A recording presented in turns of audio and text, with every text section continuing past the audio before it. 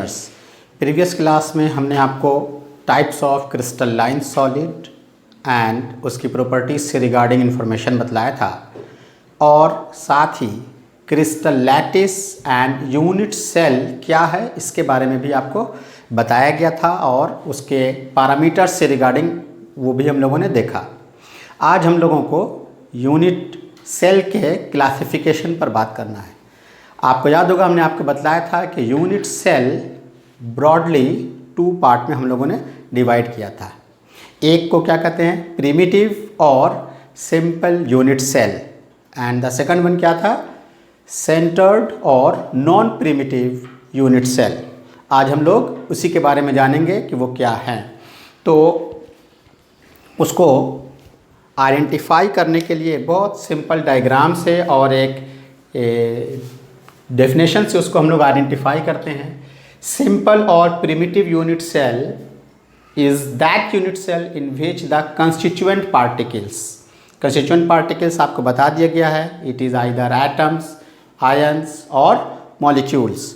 तो ऐसे unit cell जिसमें कंस्टिट्यूएंट पार्टिकल्स सिर्फ और सिर्फ उसके कॉर्नर्स पर अवेलेबल होंगे, the unit cell in which the points or the constituent particles are present only at its corners। आप इसको डायग्राम से देख सकते हैं बहुत सिंपल फॉर्म में। ये एक प्रिमिटिव और क्यूबिक यूनिट सेल है। अगर इसके कंस्टिट्यूएंट पार्टिकल्स, आप इसको अलग से भी देख लें, ये एक क्यूबिक यूनिट सेल है। इस क्यूबिक यूनिट सेल में इसके कंस्टिट्यूएंट पार्टिकल्स सिर्फ और सिर्फ कहाँ प्रेजेंट होंगे, only at the corners, only at the corners. तो जब किसी यूनिट सेल में कंस्टिट्यूएंट पार्टिकल्स उसके कॉर्नर्स पर अवेलेबल रहेंगे तो उसे क्या कहेंगे, प्रिमिटिव और simple unit cell. Second part आपका क्या था, centred unit cell. Centred unit cell किसे कहते हैं, ऐसे unit cell in which the points और the constituent particles are present not only at corners, in addition with corners, corners पर होने के अदर देन, अलावा, इन एडिशन टू, यहाँ तो होगा ही, उसके अलावा किसी अनदर पोजीशन पर भी पॉइंट्स या कंस्टिट्यूएंट पार्टिकल्स प्रेजेंट होंगे। तो अगर सिर्फ कॉर्नर पर है तो उसे सिंपल या प्रिमिटिव यूनिट सेल कहेंगे, और कॉर्नर्स के अदर दैन अगर कहीं पास होगा तो उसे हम लोग नॉन प्रिमिटिव और सेंटर्ड यूनिट सेल कहेंगे। सेंटर्ड यूनिट सेल को हम लोग पोजीशन के अवेलेबिलिटी के हिसाब से जहाँ कंस्टिट्यूएंट पार्टिकल्स मौजूद हैं उसको हम लोग कितनी कैटेगरी में डिवाइड करते हैं, 3 कैटेगरी में। सपोज दैट एक ऐसा यूनिट सेल है जिसमें कॉर्नर्स के अदर दैन, कॉर्नर्स के अलावा किसी क्यूब में कितने फेसेस होते हैं, 6 faces, up, down, left, right, front end back, front end back. इसको आप इस तरह से आइडेंटिफाई कर सकते हैं। ये जो फ्रंट एंड बैक 6 फेसेस हो गए। अगर आपके कंस्टिट्यूएंट पार्टिकल्स कॉर्नर्स के अदर दैन इन फेसेस पर भी मौजूद हों, देखिए ये अपर फेस पर है, अपर फेस के सेंटर 1, अदर फेसेस पर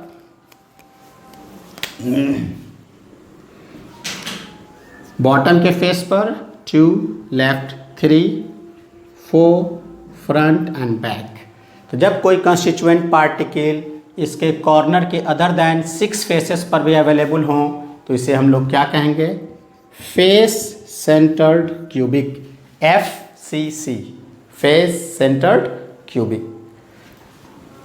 उसी तरह से सेंटर्ड का दूसरा कैटेगरी, दूसरा टाइप क्या है, BCC, body centred cubic. Body centred cubic means the constituent particles in addition with the corners should present in the body. ये किसी फेस से कांटेक्ट में नहीं होगा, ये बिल्कुल उसके डायगोनल में, एयर में। जैसे अगर कोई आपका क्यूबिकल रूम है तो बिल्कुल वो स्पेस में, एयर में यहाँ मौजूद है, क्यूब के बिल्कुल सेंटर में, बीच में, body centred. BCC। Third category है इसका end centred, ECC। End centred में क्या होगा, अदर दैन कॉर्नर्स, कॉर्नर्स के अदर दैन किसी टू अपोजिट फेस पर, एडजेसेंट पर नहीं, किसी टू अपोजिट फेस पर, जैसे up and down, two opposite faces. कहाँ, टू अपोजिट फेसेस के सेंटर पर ये मौजूद होता है, यहाँ two opposite faces. Left right भी आप शो कर सकते हैं, फ्रंट बैक भी शो कर सकते हैं। तो यूनिट सेल दो कैटेगरी में डिवाइड हो गया, एक है आपका प्रिमिटिव और क्यूबिक, जिसमें पॉइंट्स और कंस्टिट्यूएंट पार्टिकल्स सिर्फ कहाँ अवेलेबल होंगे, only at the corners. End centred unit cell जो है वो सेंटर्ड यूनिट सेल तीन कैटेगरी में डिवाइडेड है। फेस सेंटर्ड, जिसमें कंस्टिट्यूएंट पार्टिकल्स 6 फेसेस पर अवेलेबल होंगे, up down left right front back, ये FCC फेस पर जब अवेलेबल रहें तो।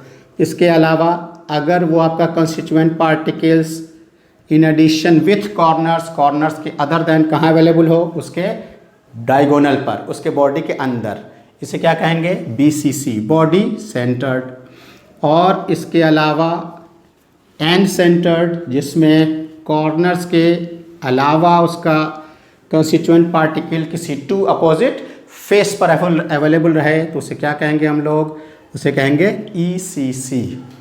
होप सो कि आप यूनिट सेल के दोनों टाइप और फिर उस दूसरे के 3 वैरायटी को समझ गए होंगे।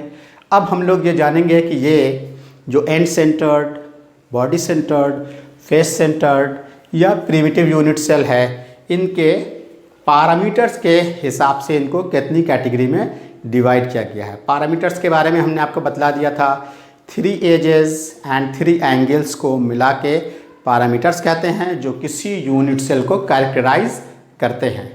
तो अब इसके एंगल, साइड, इन सबको आइडेंटिफाई कैसे किया गया और इसको वेरीफाई कैसे किया गया, तो इसके लिए एक मेथड है जिसे हम लोग कहते हैं क्रिस्टलोग्राफी मेथड। ये आपको पढ़ना नहीं है, एक छोटा सा इन्फॉर्मेशन इसके बारे में आप जान लें। क्रिस्टलोग्राफी एक ऐसी टेक्निक है जिस टेक्निक के ज़रिए हम लोग किसी कंपाउंड या किसी सब्सटेंस के इंटरनल प्रॉपर्टी, उसके structural arrangement, angle, bond length, इन सब के बारे में आइडेंटिफाई करते हैं। तो क्रिस्टलोग्राफी टेक्निक के ज़रिए उसके एज लेंथ्स, उसके एंगल्स और उसके कुछ इंटरनल प्रॉपर्टीज़ को फाइंड आउट किया जाता है। तो उस बेसिस पर जब हम लोग लैटिसेस को आइडेंटिफाई करते हैं तो हम ये देखते हैं कि 7 प्रिमिटिव यूनिट सेल हम लोगों को मिलता है, जिसमें एज, लेंथ और एंगल का वेरिएशन है, जिसको ज्योमेट्रिकल शेप में, पार्टिकुलर ज्योमेट्रिकल शेप में मेज़र किया जा सकता है, पार्टिकुलर ज्योमेट्रिकल शेप उसको दिया जा सकता है। वो क्या क्या है तो आप देख सकते हैं, एक आपका क्यूबिक, एक आपका tetragonal, the third one is orthorhombic, hexagonal, monoclinic and triclinic.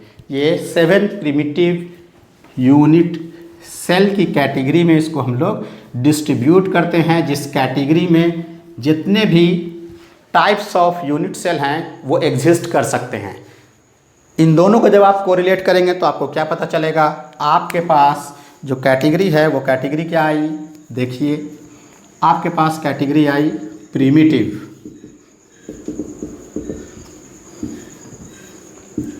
Face centred cubic, body centred cubic and centred cubic.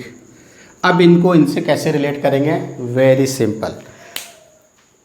Her geometrical shape अपने प्रिमिटिव FCC, BCC या ECC में हो सकता है।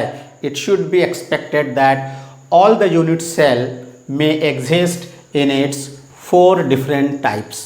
तो अगर ये 4 डिफरेंट टाइप्स में एग्जिस्ट करेगा और ये 7 फॉर्म में है, मीन्स टू से क्यूबिक होगा तो क्यूबिक में प्रिमिटिव होना चाहिए, क्यूबिक का FCC होना चाहिए, क्यूबिक का BCC होना चाहिए, क्यूबिक का ECC होना चाहिए।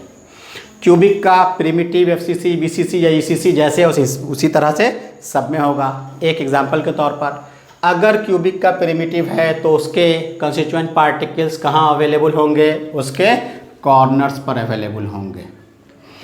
अगर ये क्यूबिक जो है उसका FCC होगा, जिसको अभी हमने बतलाया है, वो आपको क्यूबिक ही का एग्जाम्पल लेकर के बतलाया है। तो इसके कॉर्नर्स की अदर दैन कहाँ अवेलेबल होंगे? फेस पर अवेलेबल होंगे। BCC होगा तो कहाँ अवेलेबल होंगे? उसके बॉडी में अवेलेबल होंगे, उसके बॉडी पर अवेलेबल होंगे। एज सेंटर अगर होगा तो अभी हमने आपको डायग्राम में दिखलाया था कि वो किसी 2 अपोजिट फेसेस पर अवेलेबल होंगे। इस तरह से अगर आप इमेजिन करें, अब इस ज्योमेट्रिकल शेप में अगर टेट्रागोनल में, तो टेट्रागोनल में भी प्रिमिटिव हो सकता है। कैसे प्रिमिटिव होगा? ज्योमेट्रिकल शेप यही रहेगा। प्रिमिटिव ज्योमेट्रिकल शेप का नाम नहीं है, बल्कि अवेलेबिलिटी ऑफ कंस्टिट्यूएंट पार्टिकल की बेसिस पर इसको नाम दिया जाएगा प्रिमिटिव। कब? When the constituent particles in this geometrical shape that is the tetragonal must present on corners only, then it is primitive. किसका प्रिमिटिव? टेट्रागोनल का प्रिमिटिव। और अगर इसी टेट्रागोनल ज्योमेट्रिकल शेप में वो कंस्टिट्यूएंट पार्टिकल्स उसके कॉर्नर्स के अदर दैन कहाँ अवेलेबल हो जाए? इसके फेसेस पर अवेलेबल हो जाए, तो वो टेट्रागोनल का FCC हो जाएगा। उसी तरह से अगर ज्योमेट्रिकल शेप टेट्रागोनल है और वो उसके बॉडी पर अवेलेबल हो जाए तो वो टेट्रागोनल का BCC हो जाएगा। In the similar fashion tetragonal का ECC और बाकी सारे चीज़ों भी उसी तरह से हैं।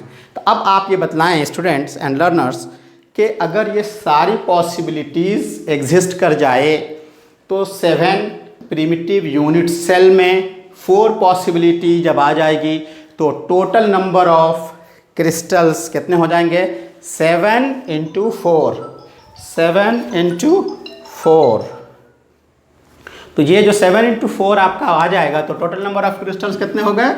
7 × 4 that is 28। This is expectation, लेकिन 28 नहीं होता है। इसको फर्स्ट ऑफ ऑल आइडेंटिफाई किया था फ्रेंच साइंटिस्ट और मैथमेटिशियन आप कह सकते हैं अगस्ट ब्रेविस ने। अगस्ट ब्रेविस जो हैं उन्होंने जब सारे के सारे पॉसिबिलिटीज़ को चेकआउट किया, मेज़र किया साइड को और एंगल को, तो उन्होंने देखा कि टोटल नंबर ऑफ पॉसिबिलिटीज़ जो एग्जिस्ट करती है किसी क्रिस्टल या किसी यूनिट सेल के लिए वो कितनी है? ओनली 14। इसीलिए उन 14 पॉसिबिलिटीज़ को देखते हुए ब्रेविस ने चूँकि इसको एक्सप्लेन किया था, उनके ऑनर में उसे नाम दे दिया गया ब्रेविस लैटिसेस। 14 Brevis lattices. अब वो 14 ब्रेविस लैटिसेस कैसे कैसे आया है और कैसे उसको हम लोग आइडेंटिफाई करेंगे, उसको बतलाने से पहले आप इस डायग्राम को जल्दी से नोट डाउन कर लें।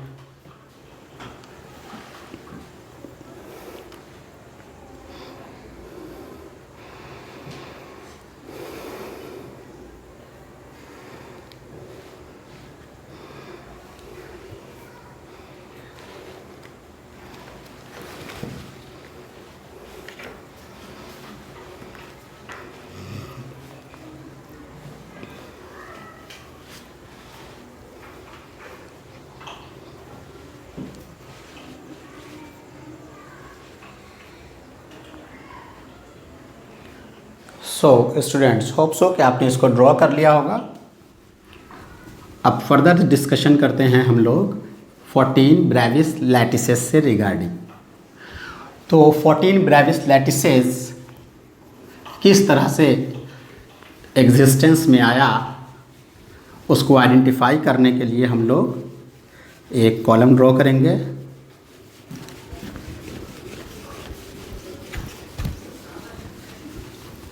ये 7 प्रिमिटिव यूनिट सेल क्रिस्टल्स, देखिए types of 7 unit cell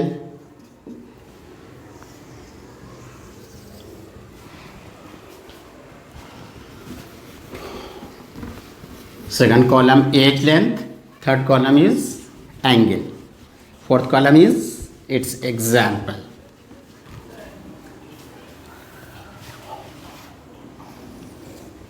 Edge length or side. Next one is angle.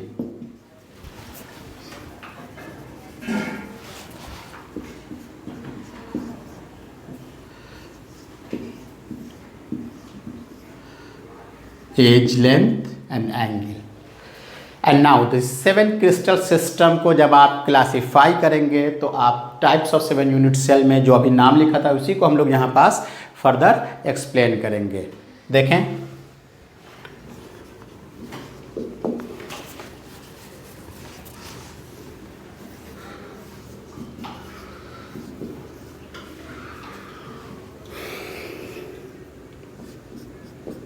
Cubic, tetragonal, orthorhombic, orthorhombic को सिर्फ रोम्बिक भी कहते हैं, and monoclinic, hexagonal, rhombohedral, triclinic, triclinic. These are, ये जो भी आप मेंशन किया गया था वही है, आप देख सकते हैं, तो सेम नेम। फिर से देखें, क्यूबिक, टेट्रागोनल, ऑर्थोरोम्बिक और रोम्बिक भी कहलाता है ये, monoclinic, hexagonal, rhombohedral and triclinic.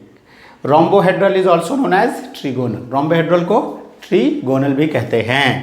Rhombohedral को एक नाम और क्या है, ट्रिगोनल भी है, और trigonal. And now the edge length.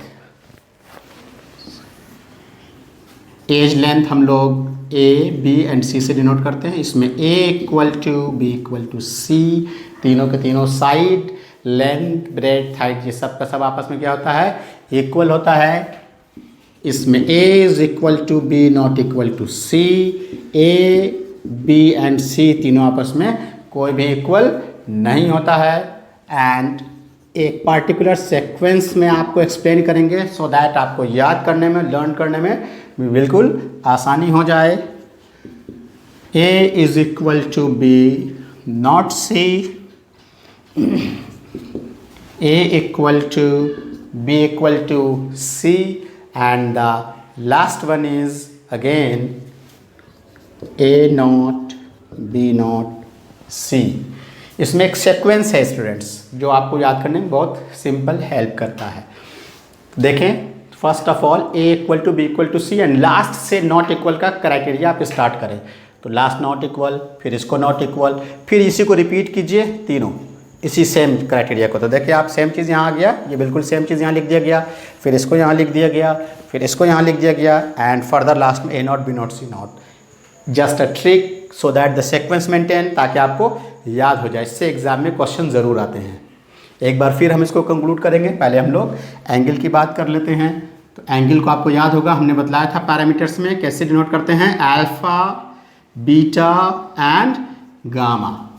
And now आपको एक बार फिर याद दिला दें, अल्फा किसके बीच का एंगल होता है स्टूडेंट्स, जिसको एक्सप्लेन करना है उसका करस्पॉन्डिंग साइड को आप छुपा दें।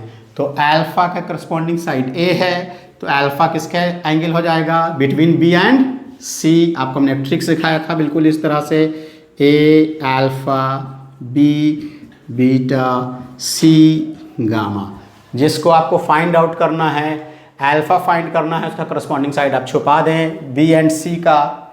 बीटा फाइंड करना है, इसका करस्पॉन्डिंग साइड है आपका बी, यानी सी और ए के बीच का एंगल होगा।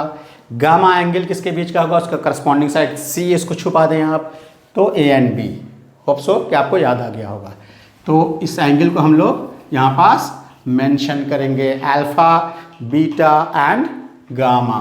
तो आप देखें, अल्फा इज इक्वल टू, इसमें भी एक पैटर्न हमने रखा है, alpha is equal to beta is equal to gamma is equal to 90। Again alpha is equal to beta is equal to gamma is equal to 90। Third, alpha is equal to beta is equal to gamma is equal to 90। इन तीनों में बिल्कुल same pattern आप follow करता हुआ देख रहे होंगे। And now alpha is equal to gamma is equal to 90, but beta is not equal to 90। इसको बहुत इंपॉर्टेंट है, इसको आप बिल्कुल याद रखेंगे। Now alpha is equal to, beta is equal to 90, gamma is equal to 120 degree, gamma is equal to 120 degree.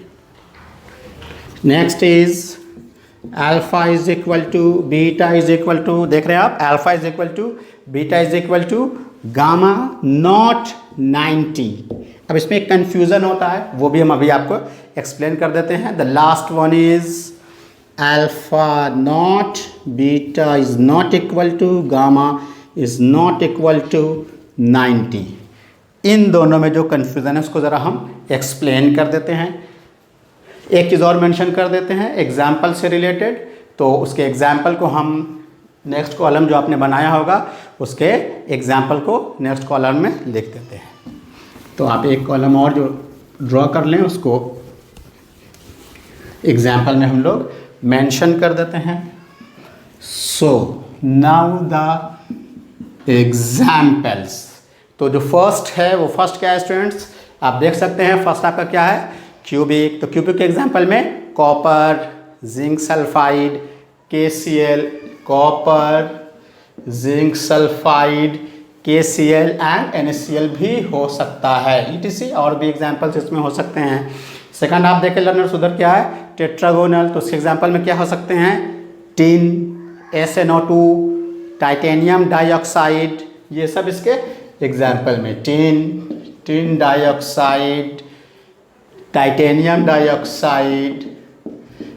इसी तरह से एक एग्जांपल आप और सिंपल ले लें, ये आता है एग्जाम में भी, calcium sulphate. The third one is ortho rhombic, इसका बेस्ट एग्जांपल है rhombic sulphur potassium nitrate, rhombic sulphur, rhombic sulphur potassium nitrate and barium sulphate, ये इसके एग्जाम्पल्स में आ जाएंगे। इसको आप लर्न करेंगे, एग्ज़ाम में ऑब्जेक्टिव्स में ये क्वेश्चंस पूछे जाते हैं। द नेक्स्ट वन आप देख रहे हैं मोनोक्लिनिक का बेस्ट एग्जाम्पल है monoclinic sulphur. Yes, monoclinic sulphur, जब आप इनऑर्गेनिक पढ़ेंगे तो वहाँ फर्दर हम लोग इसको डिस्कस करेंगे सल्फर के एलोट्रोपिक फॉर्म्स के बारे में। उसी तरह से इसके एग्जाम्पल हो सकते हैं लेड क्रोमेट, PbCr2O4 एंड एक एग्जाम्पल और आप इसका लिख सकते हैं Na2SO4 का crystal, dot tends to represents water of crystallization. Next one is hexagonal, next one is hexagonal. Hexagonal का best example graphite, zinc oxide and cadmium sulphide. Graphite, zinc sulphide, zinc oxide and cadmium sulfide. And now the next one is rhombohedral और trigonal. Rhombohedral and trigonal का best example है cinnabar. Cinnabar hope so आपको याद होगा, cinnabar mercury का ores है HGS and calcium carbonate जिसको calcite भी बोलते हैं स्टूडेंट्स, वो भी इसके एग्जाम्पल्स में आता है। And the last one is, इसका बेस्ट एग्जाम्पल है K2Cr2O7 पोटेशियम डाइक्रोमेट। क्या पढ़ेंगे आप इसको, पोटेशियम डाइक्रोमेट। एंड एक एग्जाम्पल और इसका दे देते हैं CuSO4 के क्रिस्टल्स जिसका कलर कैसा होता है, ब्लू। इसका कलर क्या है, blue, due to presence of water of crystallisation. तो आप इसको जल्दी से नोट कर लें, फिर हम आपको इन दोनों के डिफरेंस को और इन दोनों के लॉजिक को एक्सप्लेन कर देते हैं।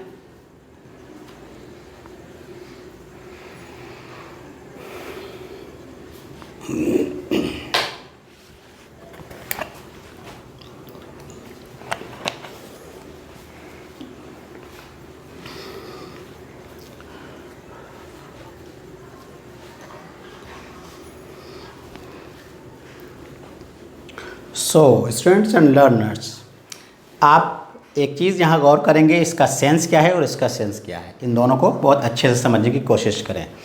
Alpha is equal to beta is equal to gamma means ये तीनों एंगल आपस में इक्वल तो होंगे, लेकिन उनमें से कोई भी वैल्यू 90 के इक्विवेलेंट 90 के बराबर नहीं होगा।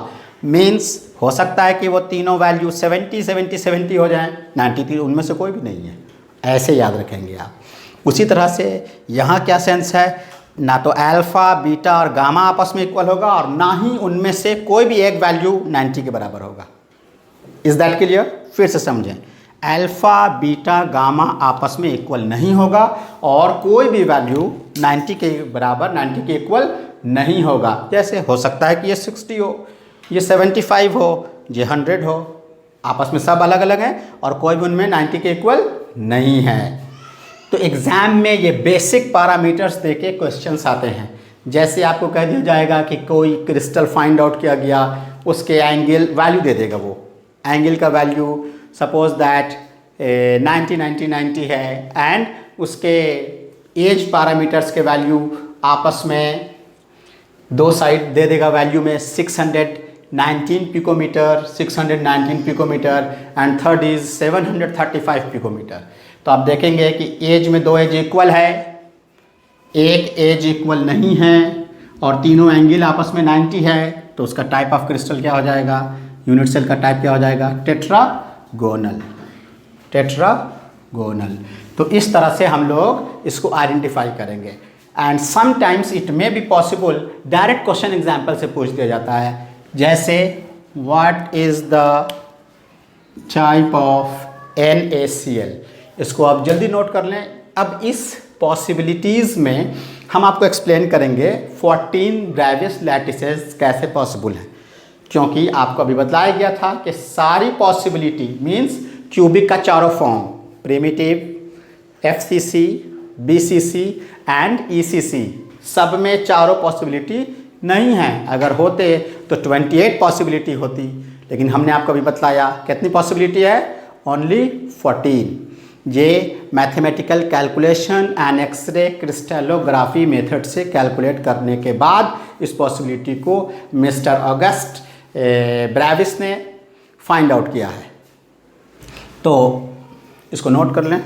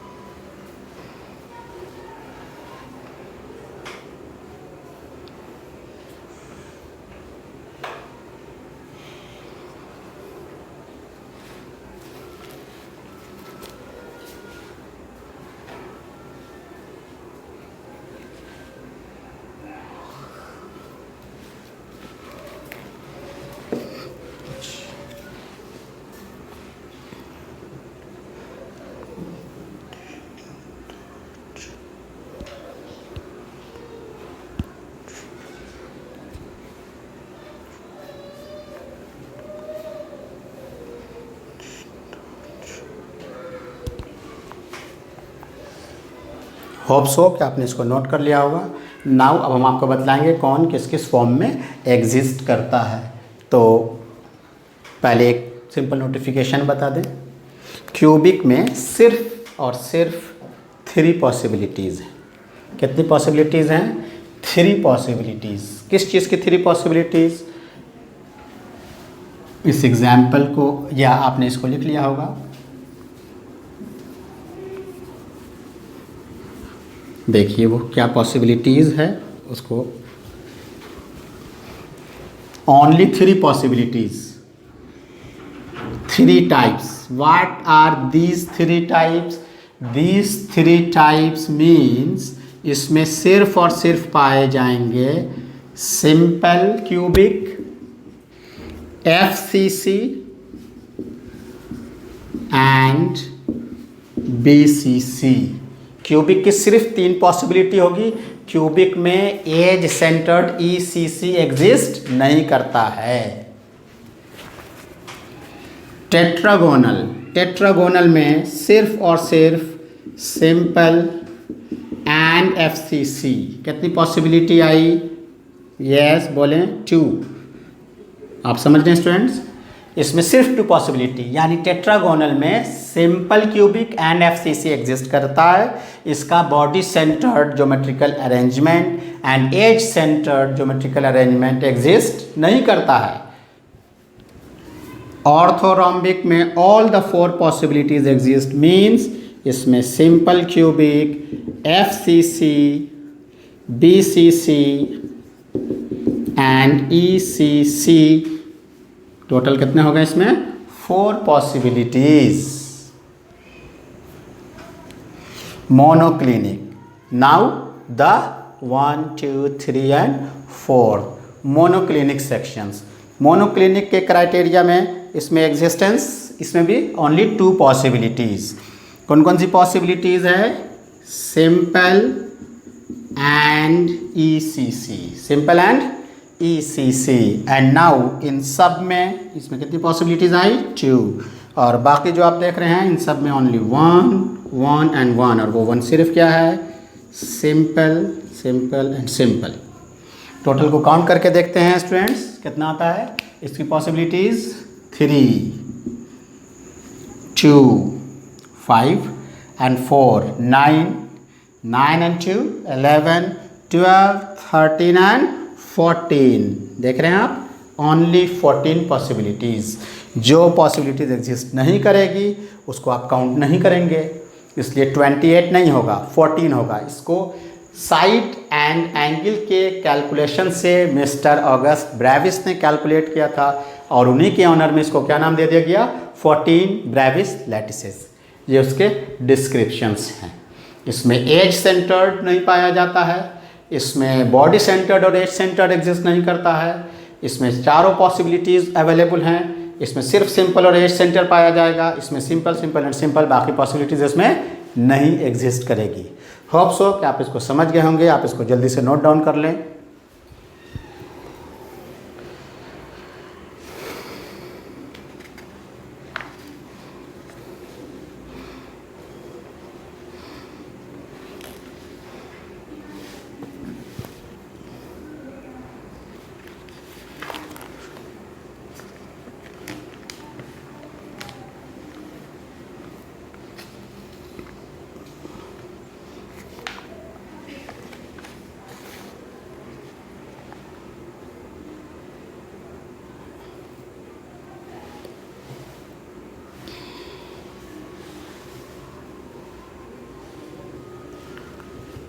होप सो स्टूडेंट्स आपने इसको नोट कर लिया होगा। अब एक और इम्पॉर्टेंट कैलकुलेशन पर हम लोग अभी जाएंगे, और वो है किसी भी यूनिट सेल में यूनिट सेल का कंट्रीब्यूशन। किसी भी यूनिट सेल में यूनिट सेल के इसमें नंबर ऑफ एटम्स कितने प्रेजेंट हो सकते हैं, उसकी पॉसिबिलिटी क्या होगी, उसको हम लोग आइडेंटिफाई करेंगे। तो नेक्स्ट टॉपिक का आप हेडिंग लगा लें, नेक्स्ट टॉपिक की आप हेडिंग लगा लें, calculation of number of atoms per unit cell. Calculation of number of atoms, calculation of number of atoms, number of atoms per unit cell। अब डिफरेंट टाइप्स में जो यूनिट सेल है उसमें हम लोग नंबर ऑफ एटम्स को calculate करने की कोशिश करेंगे, उसको आइडेंटिफाई करेंगे। वेरी सिंपल, यूनिट सेल का सबसे पहला टाइप क्या है?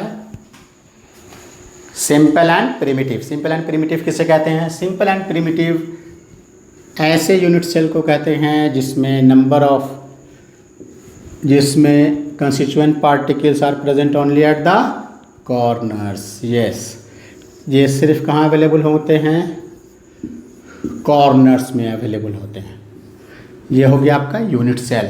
But the calculation should be done not in unit cell, it should be calculated in the whole of the crystal। अब whole of the crystal में आप उसको कैसे आइडेंटिफाई करेंगे, तो उसको एक्सप्लेन करने के लिए आपको एक छोटा सा मॉडल सिस्टम हम ड्रॉ करते हैं, उसको आइडेंटिफाई करने की कोशिश करें। Suppose that this is your unit cell, cuboidal, cubic, it may be whatever the figure. तो ये सपोज कर लीजिए कि एक क्यूबॉइडल यूनिट सेल है। इस क्यूबॉइडल यूनिट सेल को जब हम डिफरेंट अरेंजमेंट में ऐड करेंगे तो हम लोगों को क्या मिलेगा students? Yes, it should give the whole crystal. तो उस होल क्रिस्टल के एक सेक्शंस को ड्रॉ करने के लिए प्रीवियस क्लास में जो आपने देखा था क्रिस्टल्स का डायग्राम, उसको हम ड्रॉ करने की कोशिश करते हैं। 4 लेयर बॉटम में एंड इसी तरह से 4 लेयर आप इमेजिन कर लें कि इसके ऊपर हो। 4 लेयर, 4 लेयर आप देख रहे हैं, ये 4 लेयर नीचे और बिल्कुल ठीक इसी के ऊपर 1 2 3 4 टोटल कितने लेयर्स हो गए? 8। कितने?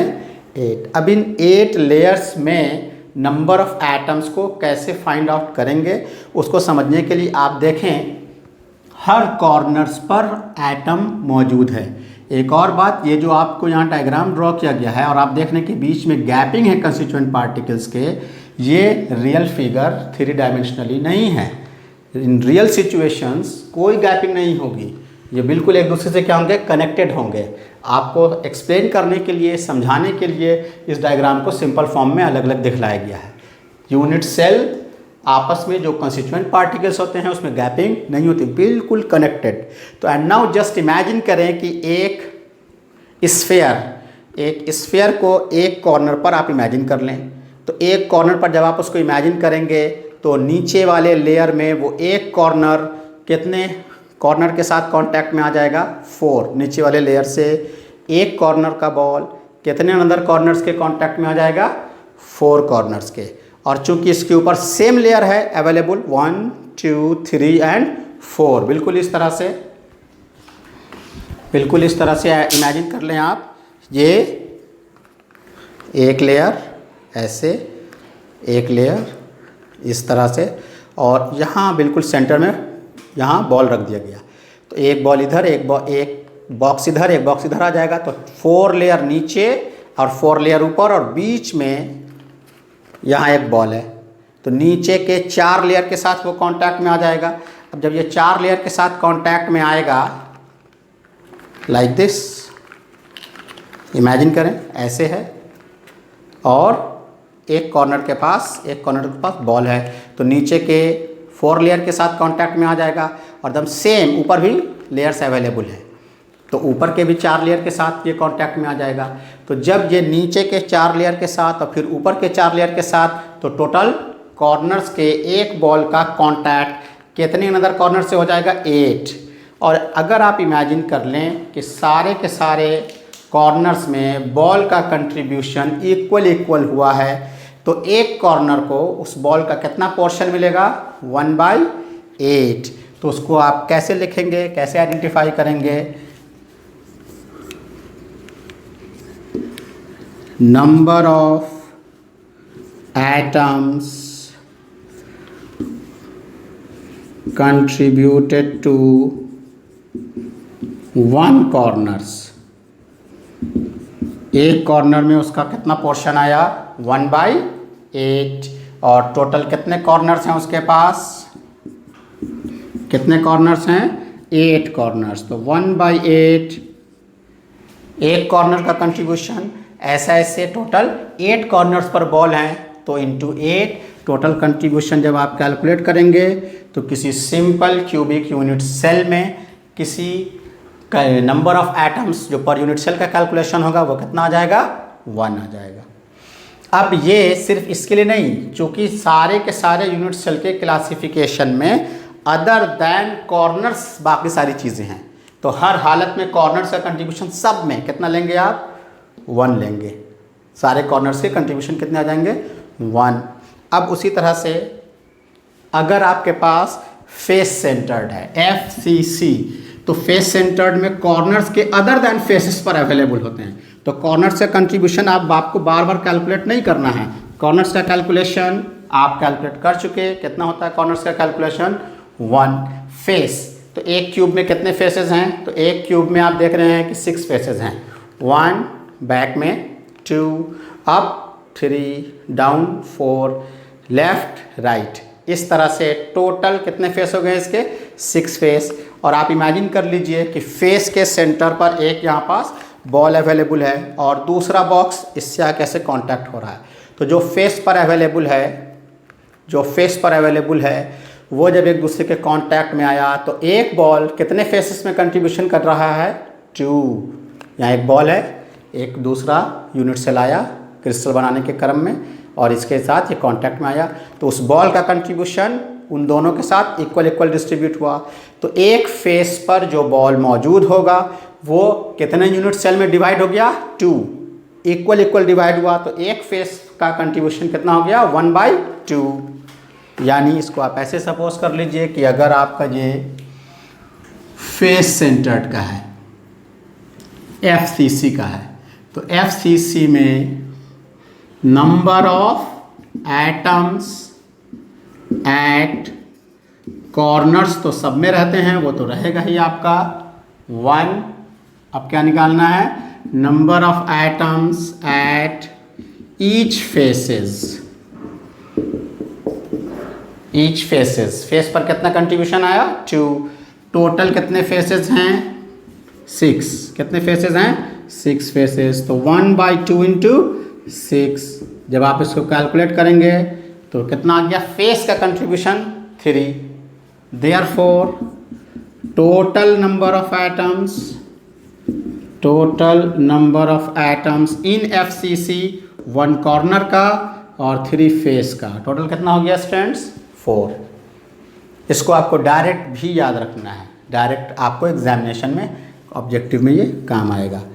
एंड नाउ BCC क्या होता है, आपको याद होगा कि क्यूबिक कॉर्नर्स के अदर दैन जब किसी के बॉडी सेंटर में इनसाइड में डायगोनल में मौजूद हो, जो किसी फेस से कांटेक्ट में नहीं होगा, स्पेस में होगा। बिल्कुल अगर क्यूबिकल रूम है तो उसके बिल्कुल स्पेस में, बीच में, डायगोनली एयर में लटका हुआ, तो ये किसी से कांटेक्ट में नहीं है। जब ये किसी से कांटेक्ट में नहीं है तो अगर कोई दूसरा इसके कांटेक्ट में आया भी तो फेस के कांटेक्ट में आया, उसकी इनसाइड जो बॉडी में वो आइटम मौजूद है उससे तो किसी का कंट्रीब्यूशन नहीं हुआ, तो वो एज ए होल रह जाएगा। तो कॉर्नर्स का कंट्रीब्यूशन तो आप ऑलरेडी जानते हैं कि कॉर्नर्स का कंट्रीब्यूशन कितना है, 1, और बॉडी का एज ए होल वो बचा रह जाएगा, वो भी 1। तो इसका कैलकुलेशन क्या हो जाएगा, number of atoms at corners, number of atoms at corners वो आप कैलकुलेट कर चुके हैं, 1। And number of atoms inside body without any contact, वो भी क्या रह जाएगा, 1। देयरफॉर टोटल नंबर क्या हो जाएगा स्टूडेंट्स, 1 + 1 2। क्लियर है। एंड नाउ इस टोटल कैलकुलेशन को आइडेंटिफाई करने के लिए जो कंट्रीब्यूशन आ रहा है टोटल नंबर, इसको हम लोग जनरली Z से डिनोट करते हैं, कैपिटल Z। तो कैपिटल Z के लिए एक नॉमिनल सा हम आपको एक ट्रिकी फार्मूला बता देते हैं, उसको कैलकुलेशन के लिए याद रखेंगे। आप सोच रहे होंगे कि ECC का क्यों नहीं लिखा, एज सेंटर का क्यों नहीं लिखा। आप इमेजिन कीजिए अगर एज सेंटर दिया जाता तो कॉर्नर्स का कंट्रीब्यूशन आप क्या लिखते, कॉर्नर्स का कंट्रीब्यूशन वही आप 1 लिखते। और एज सेंटर में कितने फेसेस पर होता है, yes very good, only 2 opposite faces, not adjacent faces. तो अगर 2 अपोजिट फेसेस पर होता तो आप देख सकते हैं ईच फेस का कंट्रीब्यूशन क्या है, 1/2। तो अगर 2 फेस का रहता तो आप इसमें इंटू 2 करते, कितना आता, 1। अगेन टोटल क्या हो जाता, 2। इसलिए जब क्वेश्चन दिया जाएगा तो on the basis of questions आप उसको सॉल्व करेंगे, देखेंगे। बात समझ गए, सीखने की कोशिश कीजिए, रटने की नहीं। तो इसको आप जल्दी से नोट कर लें। तो हम आपको एक बेसिक ट्रिकी फार्मूला बता देते हैं, Z number that is the total number of atoms per unit cell, Z से डिनोट करते हैं। इसको हम लोग एक फार्मूला दे देते हैं।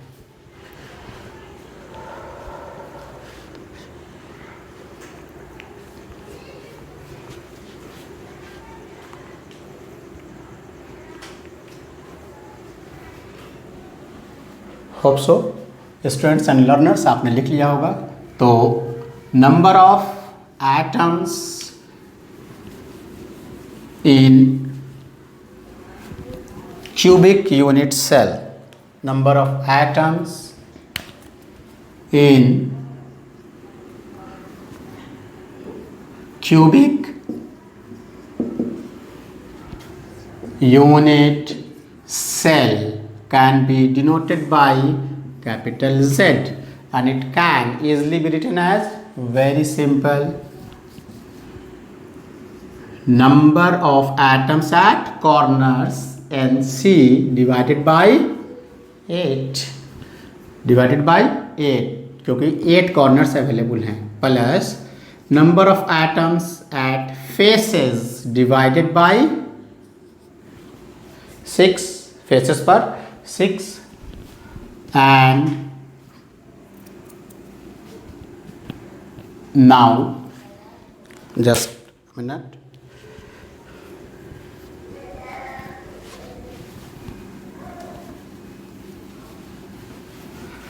number of corners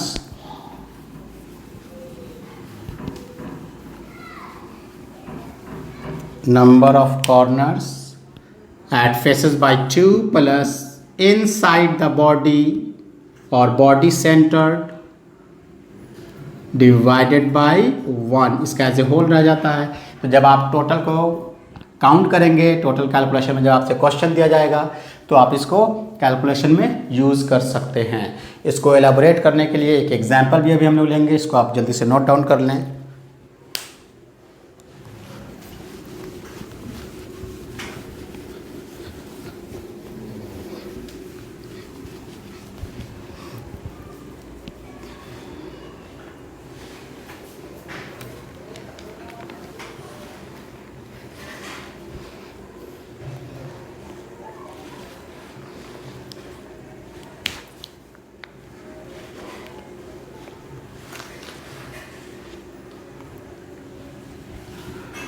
So students, take up the example. A unit cell consists of atoms A at corners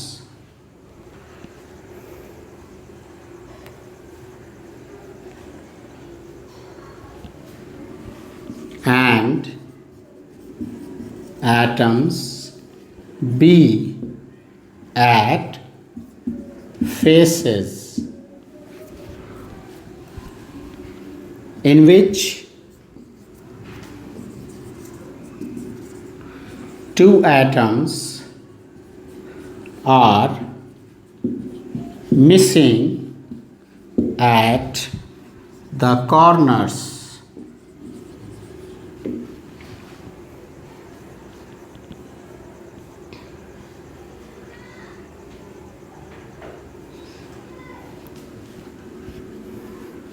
of unit cell.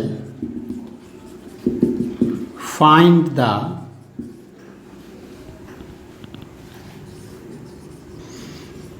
formula of compound. Question note कर लें और देखिए इसको हम लोग किस तरह से प्रोसीड करते हैं।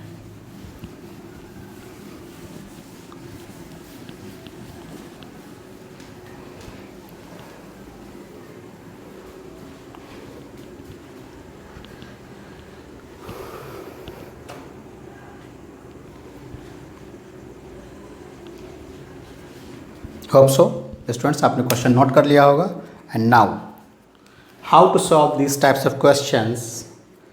फर्स्ट ऑफ ऑल आप ये चेक करें कि कॉर्नर्स पर कौन से एटम्स अवेलेबल हैं। तो कॉर्नर्स पर एटम्स ए अवेलेबल हैं, तो जो एटम कॉर्नर पर अवेलेबल रहता है उसका कंट्रीब्यूशन हम लोग क्या लेते हैं, 1 टोटल। बट यहाँ आप इसको बाइफरकेट करके सॉल्व करेंगे क्योंकि 2 एटम्स की मिसिंग भी दिखाई गई है। तो number of atoms at corners, number of atoms at 1 corners, number of atoms at corners 1/2 8 1 corners. Total कितने कॉर्नर्स हैं? 8।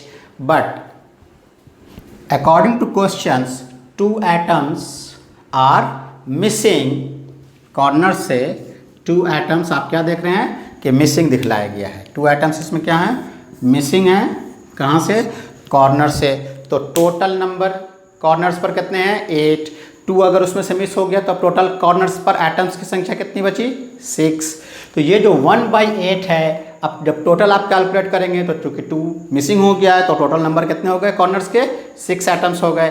Therefore number of atoms at 6 corners is equal to 1/8 into 6। इसको आप सॉल्व कर लेंगे, रिजॉल्व कर लेंगे, it becomes 3/4। And face centred का criteria check करें आप, तो फेस सेंटर्ड पर क्या होता है? Number of atoms at each face क्या होता है?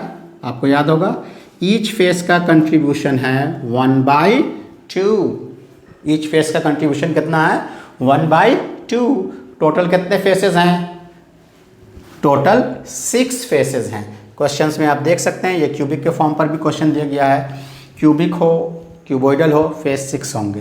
तो 6 फेसेस हैं, इसलिए total number of atoms at 6 faces 1/2 into 6। Number of faces divided by 2, इस पर भी आप सेट कर लेंगे तो आपको फाइंड आउट हो जाएगा। कितना आ गया इसका कैलकुलेशन? 3। अब फार्मूला कैसे फाइंड करना है? ये तो हो गया आपका एक बेसिक वर्किंग रूल। फार्मूला कैसे फाइंड आउट करना है उसको चेकलिस्ट देख लें आप। जिस एटम के बारे में कहेगा उसको आप रेशियो के फॉर्म में लिखेंगे, A/B। ए का नंबर कितना लाया आपने? ए का number 3/4। A is 3/4। And B का कैलकुलेशन कितना लाया आपने? बी का कैलकुलेशन कितना लाया आपने? 3 कैंसिल। इसको क्रॉस मल्टीप्लाई आप नहीं करेंगे, ये मैथमेटिक्स नहीं है, ये सिंपल रेशियो के फॉर्म में है। यानी ए का कंट्रीब्यूशन, ए का नंबर 1 है और बी का नंबर कितना है? 4। देयरफॉर फार्मूला आपका क्या हो गया स्टूडेंट्स? फार्मूला हो गया आपका A1B4। 1 चूँकि नहीं लिखा जाता है, therefore the formula of the compound is AB4। ये बहुत ही बेसिक एंड फंडामेंटल क्वेश्चंस को सॉल्व करने का स्टेप्स है। जब आप इसको सीख जाएंगे तो आप इसको डायरेक्टली भी सॉल्व कर सकते हैं, इतनी कैलकुलेशन की ज़रूरत नहीं पड़ेगी। बट आप इसको बहुत ध्यान से देखें और इसको नोट कर लें। इससे रिगार्डिंग क्वेश्चंस आपको सेंड किए जाएंगे और प्रीवियस क्लासेस के क्वेश्चंस भी आपको सेंड किए जा चुके हैं। होप सो कि आप उसको सॉल्व करेंगे और क्वेश्चंस को हासिल करने के लिए आप इसको सब्सक्राइब करेंगे तो क्वेश्चंस आपके पास पहुंच जाएगा।